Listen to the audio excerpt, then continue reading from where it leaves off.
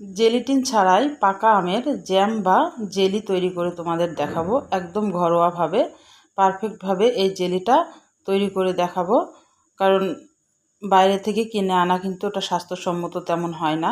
আর ঘরে যদি তৈরি করা যায় এরকম পাকা আমের জ্যাম, তাহলে কিন্তু স্বাস্থ্যসম্মত হয়। বাচ্চাদেরকে দিলেও কিন্তু এটা স্বাস্থ্যসম্মত একটা খাবার তৈরি করা হয়। আসসালামু আলাইকুম। হ্যালো বন্ধুরা, তোমরা কেমন আছো? আশা করি তোমরা ভালো আছো। আমি আলহামদুলিল্লাহ ভালো আছি। আমার শখের কিচেনে তোমাদের সবাইকে স্বাগতম। প্রতিদিনের মতো আবার একটি রেসিপি নিয়ে আসলাম, পাকা আমের জ্যাম বা জেলি। আমি কিভাবে তৈরি করছি তোমরা প্রথম থেকে শেষ পর্যন্ত দেখো আমি কি করছি। এখানে পাকা আম নিয়েছি 2টা মতো। আমি একটু টুকরো করে কেটে নিয়েছি। এবার আমটাকে কিন্তু আমি হাত দিয়ে চটকিয়ে নেব। আমি একটা ছাঁকনিতে নিয়ে নিয়েছি আমটা।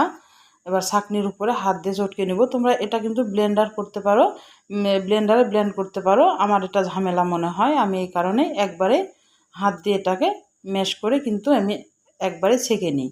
কারণ ব্লেন্ড করলে আবার ছেঁকা তো অবশ্যই লাগে, একটু ঝামেলাই মনে হয় আমার। কারণ একবারে এটা হয়ে যায়, ওখানে চটকে ওখানে কিন্তু ছাঁকাটা হয়ে যায়। আমি এই কারণে এভাবে বেশিরভাগ করি। তোমরা চাইলে এটা ব্লেন্ডারে ব্লেন্ড করে নিতে পারো, দিয়ে আবার ছেঁকে নিতে হবে। কিন্তু এটা ভালোভাবে এখন ছেঁকে নিব। আমি একটু চামচের সাহায্যে কিন্তু ছেঁকে নিচ্ছি। এই পাকা আমের জেলিটা কিন্তু খুবই মজা লাগে খেতে পাউরুটি দিয়ে। এটা অনেক কিছু করে খাওয়া যায়, এমনিতে শুধু শুধুও কিন্তু খাওয়া যায়, এটা রুটির সাথেও কিন্তু খাওয়া যায়, খুবই ভালো লাগে খেতে। আর এটা কিন্তু সংরক্ষণ করে বছর জুড়েই কিন্তু রাখা যাবে নর্মাল ফ্রিজে, 1 বছর কিন্তু ভালো থাকবে।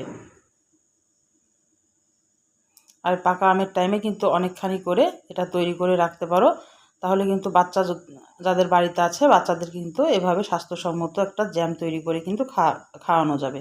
বাইরে থেকে কিনে আনার আর লাগবে না। আমার এটা কিন্তু গোলানো হয়ে গেছে।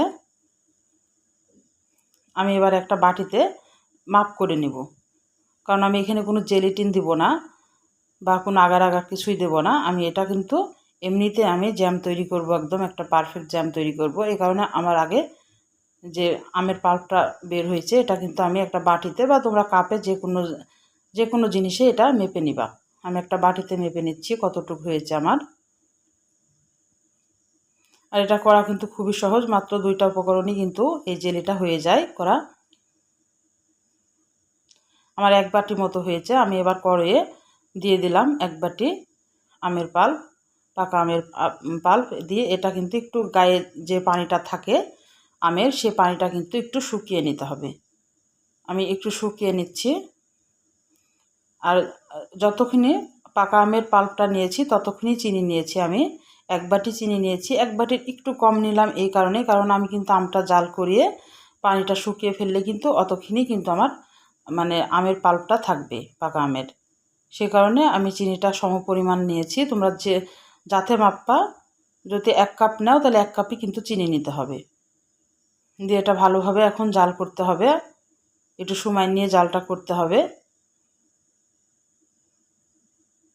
এটা খুবই মজা লাগে, একবার তৈরি করতে পারো, তারপরে আমাকে আবার কমেন্ট করে তোমরা জানাতেই পারো যে আসলে কেমন হয়েছিল।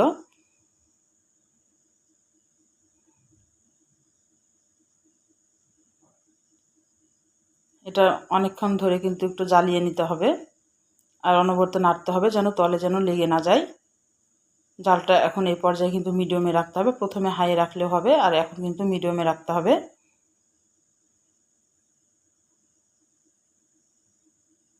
আমি এখানে 1 চামচ মতো ভিনেগার দিয়ে দিলাম। তোমরা এখানে 1 চামচ লেবুর রস দিতে পারো যদি লেবুর রস থাকে, আর যদি না থাকে তাহলে ভিনেগার দিতে পারো। এটা কিন্তু ভিনেগারটা দেওয়ার একটাই কারণ চিনিটা জমবে না, আর এটা কিন্তু 1 বছর নর্মাল ফ্রিজে সংরক্ষণ করে কিন্তু এটা খাওয়া যাবে।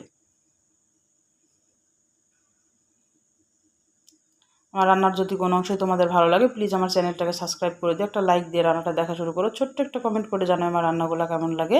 আর পাশে থাকা বেল আইকনটা প্রেস করে দিও, আমি যখন এরকম নতুন রেসিপি তোমাদের মাঝে হাজির করব তোমাদের কাছে যেন আগে নোটিফিকেশনে চলে যায়। আমি এই যে তোমাদের এটা দেখাচ্ছি আমার হয়েছে কিনা দেখো। এটা কিন্তু গড়িয়ে পড়ছে না, আর এটা কিন্তু একদম গড়ে পড়ছে, কারণ এটা একটু আগে আমি তুলেছি আর এটা পরে তুলেছি। একটা প্লেটে একটু নিবা, নিয়ে যদি গড়ে একদম পড়ে যায় তাহলে জানবা যে এখনো হয়নি, আর একটু জাল করে নিতে হবে। আর যদি গড়ে না পড়ে একদম স্মুথ হয়ে যেতে পারে তাহলে জানবা যে কি জ্যামটা একদম পারফেক্ট। এবার আমি তোমাদের একটু পাউরুটিতে পরিবেশন করে দেখাচ্ছি কেমন হয়েছে আমার পাকা আমের জ্যাম বা জেলি, যেটাই বলো না কেন। এটা দুই নামেই চেনা মানে ডাকা যায়। আমি একটু পাউরুটির সাথে তোমাদের পরিবেশন করে দেখাচ্ছি, কত মজা, একদম গড়ে পড়ছে না। আর দেখে বুঝতে পারছো কত সুন্দর হয়েছে। এটা কিন্তু ঠান্ডা হয়ে গেলে কিন্তু আর একটু জমাট বেঁধে যাবে। আমি কিন্তু গরম গরমে অবস্থাতেই তুলছি এটা। তাহলে আজকের মতো বিদায় নিচ্ছি। তোমরা সুস্থ থাকবা, ভালো থাকবা। আবার কোনো নতুন রেসিপির সাথে হাজির হবো। আল্লাহ হাফেজ।